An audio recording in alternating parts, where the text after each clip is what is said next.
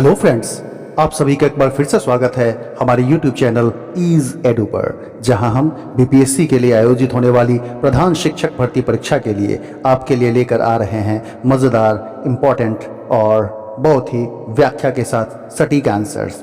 तो फ्रेंड्स, आज की इस वीडियो में हम लोग फिर बात कर रहे हैं जनरल साइंस यानी कि सामान्य विज्ञान के अंतर्गत जो 8वीं कक्षा तक के प्रश्न आने हैं उसके संबंध में हमने आज त्वरित और भूकंप संबंधित चैप्टर जो कि क्लास 8 से लिया गया है, एनसीईआरटी की मानक पुस्तकों से ही प्रश्न आएंगे।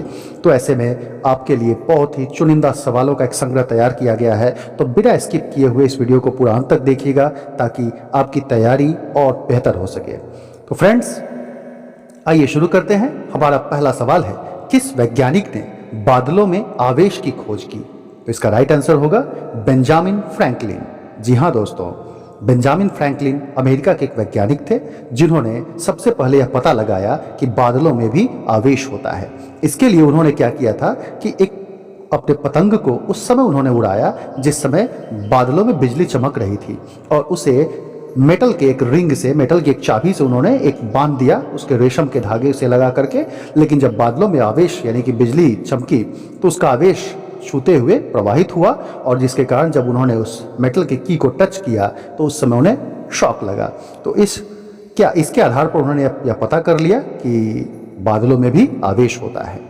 हमारा अगला सवाल है कि बेंजामिन के प्रयोग को आजमाने में किस वैज्ञानिक की जान चली गई? तो इसका राइट आंसर होगा रिचमैन। जी हाँ दोस्तों, रिचमैन ने सोचा कि बेंजामिन ने जो बादलों के ऊपर यह रिसर्च किया है कि बादलों में भी आवेश होता है, उन्होंने सेम एक्सपेरिमेंट को दोहराया, लेकिन बादलों में बहुत ज़्यादा विभवांतर उत्पन्न होता है, और ऐसे केस में उस रेशम के धागे से बहुत ज़्यादा करंट सप्लाई होने के कारण वैज्ञानिक रिचमैन की जान चली गई थी।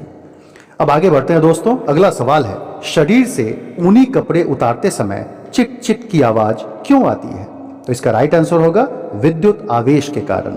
जी हाँ, ऊनी कपड़े जब हमारे शरीर के संपर्क में होते हैं या कपड़ों के संपर्क में होते हैं, तो जब भी एक वस्तु को दूसरी वस्तु के ऊपर रगड़ा जाता है तो रगड़ने से उनमें आवेश उत्पन्न होता है। घर्षण आवेश को उत्पन्न करता है। इसीलिए ऊनी कपड़े पहनते हुए जब हम रहते हैं उस वक्त हमारे शरीर के भाग से या फिर कपड़ों से यह आवेश प्रवाहित होता रहता है, और इसके कारण शरीर से ऊनी कपड़े उतारते समय चिट चिट की आवाज़ भी आती रहती है।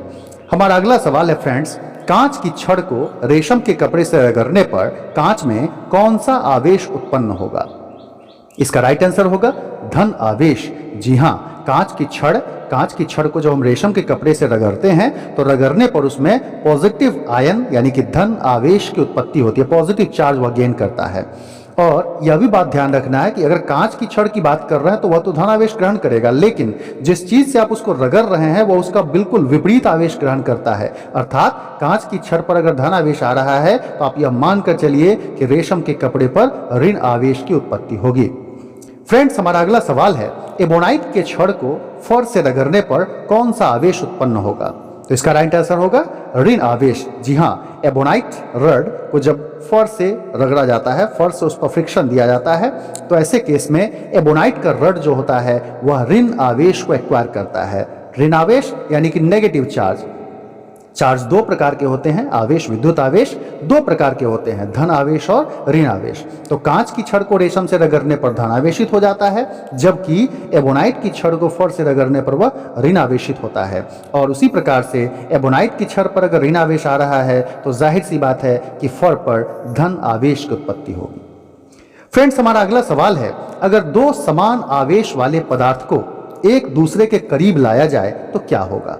तो इसका राइट आंसर होगा वे एक दूसरे को विकर्षित कर देंगे। जी हाँ, अगर दो पदार्थ ऐसे हों जिन पर आवेश समान नेचर का हो, यानी मानकर चलिए अगर दो पदार्थ पर दोनों पर धन आवेश है, या दो पदार्थ ऐसे हैं जिनमें दोनों पर ऋण आवेश है, तो ऐसे केस में वे एक दूसरे को विकर्षित कर देंगे, मतलब वो वहां से रिपेल करके दोनों अलग हो जाएंगे। इसमें यह भी ध्यान रखना है कि अगर असमान आवेश की बात आ जाए, यानी अगर एक पर धन आवेश हो और दूसरे पर ऋण आवेश हो, तो ऐसे केस में उनमें आकर्षण होगा। साथ ही साथ एक अगर आवेशित है और दूसरा आवेशित नहीं भी है, यानी दूसरे पर कोई चार्ज नहीं है, अनचार्ज्ड बॉडी है, तो उस केस में भी उस पर आकर्षण का ही प्रभाव उत्पन्न होगा।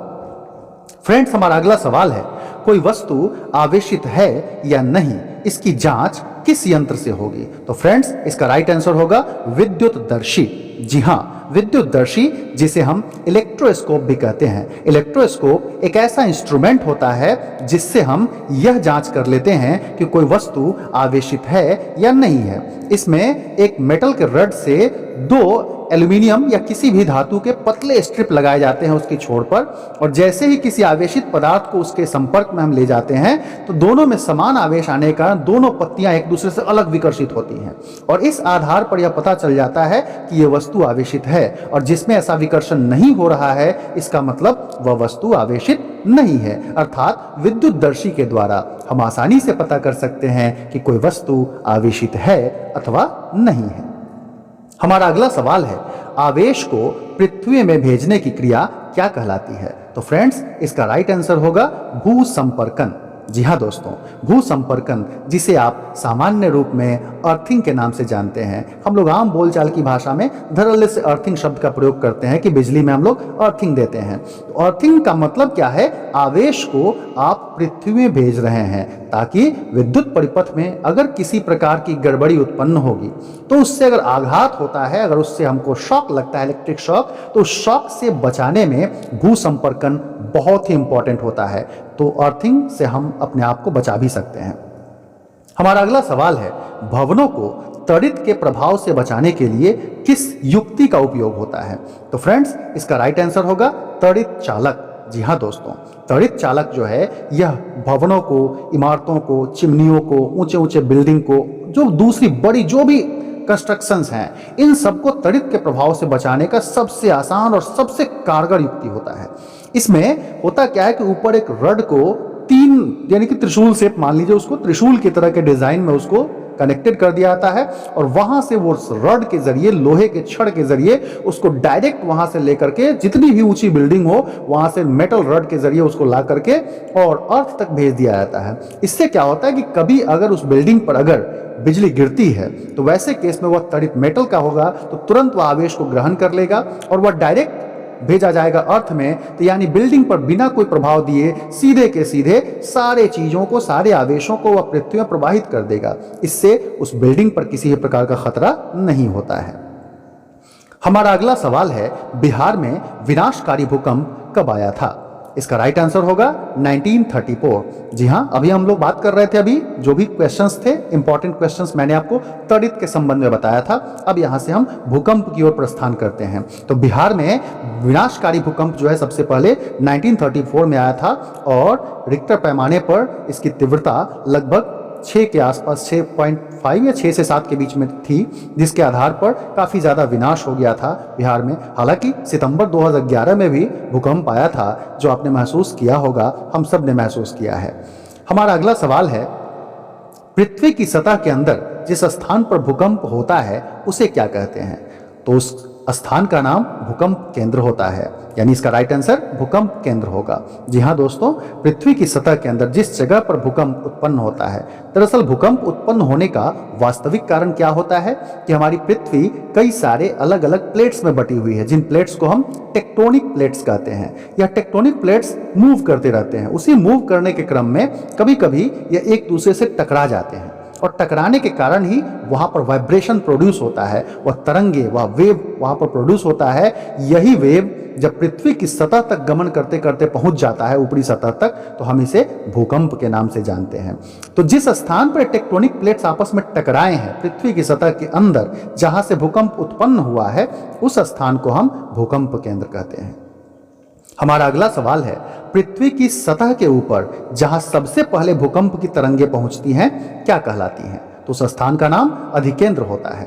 ये तरंगे जो होती है दरअसल हर डायरेक्शन में चलती हैं, लेकिन जाहिर सी बात है कि जब सबसे ऊपर वह चलेगा तो ऊपरी भाग की त्रिज्या सबसे कम होगी, क्योंकि पृथ्वी का आकार हर जगह वह गोल नहीं है, यह चपटी हुई है। तो यानी जो हमारे ध्रुवों पर जो भाग हो गए उनकी बीच की दूरी कम है, तो यानी ऊपरी सतह पर उसकी दूरी कम होगी। इसीलिए पृथ्वी की सतह के ऊपरी भाग तक जहां भी सबसे कम दूरी उसको मिलेगी, वहां तरंग सबसे पहले पहुंचेगी।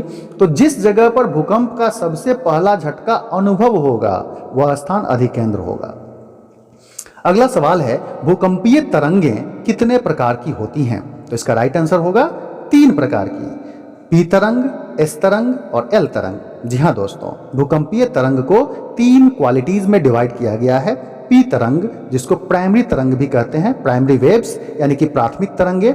एस तरंग यानी कि सेकेंडरी वेव्स, इनको द्वितीयक तरंगे भी कहा जाता है। और एल तरंग लॉन्गिट्यूडनल वेव्स यानी कि लार्ज तरंगे यानी कि दीर्घ तरंगे, जो कि बहुत ही लेट से आती हैं और इस तरह से वह सबसे अंत तक पृथ्वी तक पहुंचती हैं। तो 3 प्रकार की तरंगों में इसे डिवाइड किया जाता है। हमारा अगला सवाल है, भूकंप की तीव्रता की माप किस यंत्र से होती है? इसका राइट आंसर होगा सिस्मोग्राम। सिस्मोग्राम, जिसको हिंदी में हम भूकंप लेखी कहते हैं, इंग्लिश में इसे सिस्मोग्राम कहते हैं। सिस्मोग्राम में एक पेपर जैसा लगा होता है नीचे गोल, और ऊपर से एक फ्रीली आपका लटका हुआ जो है एक ग्रेफाइट का जैसे पेंसिल होता है उस तरह का लगा होता है। जब भूकंप आता है तो फ्रीली मूव करता है वो, इसके कारण वह आलेख के रूप में एक डाटा तैयार होते जाता है और इस जरिए उसकी तीव्रता को माप करके हम अंदाजा लगा सकते हैं कि कितने तीव्रता का भूकंप था, कितना प्रभावकारी या विनाशकारी हो सकता है। तो उस यंत्र का नाम सिस्मोग्राम होता है।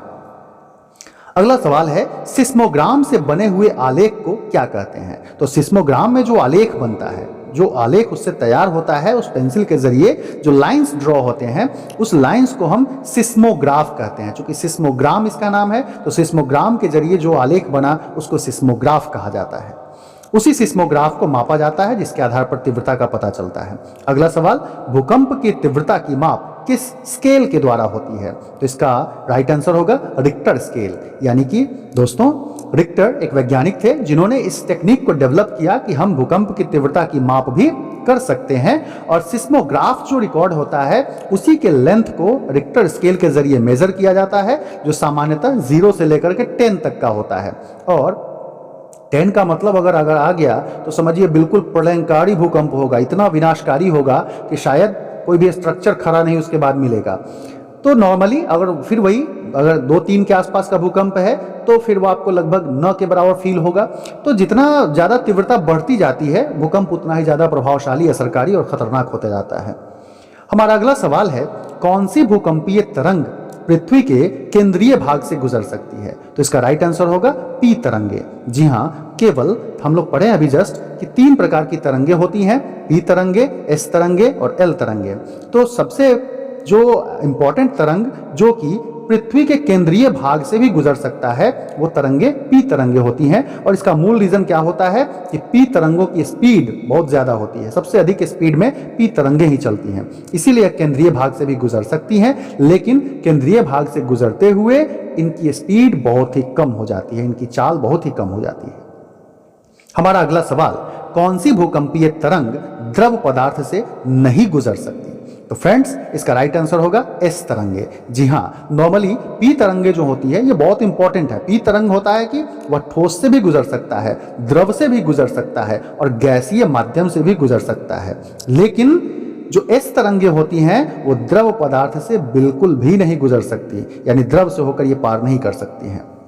हमारा अगला सवाल है, कौन सी भूकंपीय तरंग केवल धरातल के पास ही चलती हैं? तो इसका राइट आंसर होगा एल तरंगे। एल तरंगे ये सबसे अंत में आती हैं। क्यों? क्योंकि इनकी गति बहुत ही धीमी होती है, धीमी चाल से आते आती हैं, लेकिन बहुत ही खतरनाक भी होती हैं, क्योंकि ये धीमे चाल से आने के बाद धरातल पर फैल जाती हैं और ऐसे केस में इनका प्रभाव देर तक हो सकता है, आफ्टर शॉक्स जिसको बोला जाता है। और आफ्टर शॉक्स के केस में जो बिल्डिंग्स पे असर पहले से पड़ चुका है, उसके कारण ये आफ्टर शॉक्स जो होते हैं बहुत ही खतरनाक हो जाते हैं। हमारा अगला सवाल है, सुनामी का मुख्य कारण क्या है? तो फ्रेंड्स, इसका भी राइट आंसर भूकंप ही होता है, लेकिन समुद्र तल के नीचे जब भूकंप आता है तो यह जो होता है सुनामी का कारण बनता है, क्योंकि समुद्र के ऊपर पानी होती है और समुद्र तल के नीचे जब भूकंप आता है तो पानी में यह गजब का करंट पैदा करता है। इसके कारण पानी बहुत तेज लहर के साथ चलते हुए पास के समुद्र तटीय भागों से टकराती है, जिसे हम सुनामी के नाम से जानते हैं। हमारा अगला सवाल है, किस भूकंपीय तरंग का वेग सबसे अधिक होता है? तो फ्रेंड्स, इसका राइट आंसर होगा पी तरंग। जी हाँ, मैंने भी आपको बताया है कि पी तरंगे जो होती हैं वह सबसे अधिक वेग से चलती हैं और इसीलिए पृथ्वी के केंद्रीय भाग से भी होकर गुजर सकती हैं। हमारा अगला सवाल है, पी तरंगों का वेग सबसे ज्यादा किस माध्यम में होता है? तो फ्रेंड्स, इसका राइट आंसर होगा ठोस माध्यम में। जी हाँ, मैंने आपको बताया पहले ही कि पी तरंगे ठोस, द्रव और गैस तीनों माध्यमों से होकर गुजर सकती हैं, लेकिन सबसे अधिक स्पीड जो इसकी होती है वह ठोस माध्यम में होती है। अगला सवाल है पी तरंगों का औसत वेग कितना होता है? तो इसका राइट आंसर होगा फ्रेंड्स लगभग 7.8 किलोमीटर पर सेकेंड, यानी एक सेकेंड में लगभग 7.8 किलोमीटर पर सेकेंड, मींस एक सेकेंड में 7.8 किलोमीटर, या फिर आप कह सकते हैं कि लगभग 8 किलोमीटर तक एक सेकेंड में ये पी तरंगे गमन कर जाती हैं। हमारा अगला सवाल है एस तरंगों का औसत वेग लगभग कितना होता है? तो इसका राइट आंसर होगा 4 किलोमीटर पर सेकेंड। अब आप देख ही रहे हैं कि पी तरंगों का औसत वेग 7.8 किलोमीटर पर सेकेंड है, उसके मुकाबले लगभग ये आधा है, यानी कि इससे कम स्पीड, पी तरंगों से कम स्पीड होती है एस तरंगों की, और इससे भी कम तरंग स्पीड होती है एल तरंग की। जो हमारा अगला सवाल बन रहा है कि एल अथवा आर, एल तरंगों को आर तरंग भी कहा जाता है, तो एल या आर तरंगों का औसत वेग लगभग कितना होता है? तो इसका राइट आंसर होगा 1.5 से 3 किलोमीटर पर सेकेंड, यानी मैंने आपको पहले ही बताया था कि सबसे कम स्पीड से एल तरंगे ही चलती हैं। अगला सवाल, सबसे अधिक विनाशक तरंगे कौन सी होती हैं? मैंने पहले ही बताया आफ्टर शॉक्स के रूप में सबसे लेट से पहुंचती हैं, इस कारण से स्ट्रक्चर्स पर पहले से कुछ असर पड़ा होता है, और ये जो होती है इसी कारण से जब आती हैं तो डेमोलिश ज़्यादा करती है, विनाश ज़्यादा करती हैं। तो एल तरंगे जो होती हैं वो सबसे विनाशक तरंगे होती हैं। तो फ्रेंड्स, आपको हमारा वीडियो कैसा लगा कमेंट बॉक्स में ज़रूर बताइएगा। हमारे वीडियो को लाइक कीजिएगा, शेयर कीजिएगा, सब्सक्राइब कीजिएगा, और हाँ, बेल आइकन ज़रूर दबाइएगा ताकि हमारे वीडियोज़ सबसे पहले आप तक पहुंच सके। तो एंजॉय करते रहिए। Till then, bye bye.